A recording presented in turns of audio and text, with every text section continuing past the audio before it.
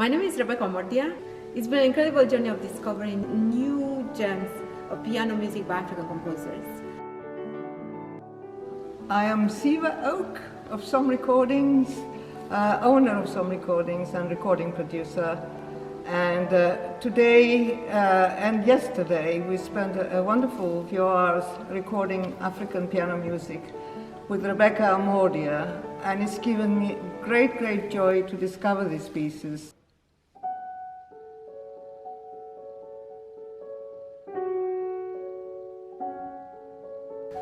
They have so much content and originality. I was totally unaware that there are such wonderfully gifted African composers, and I look forward to finding out a lot more about them.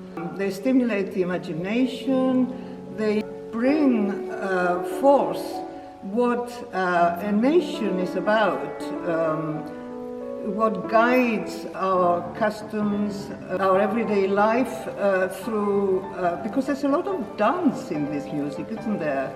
And being Greek, I find that we have the same customs. The community celebrates its joys, its sorrows, its everyday life.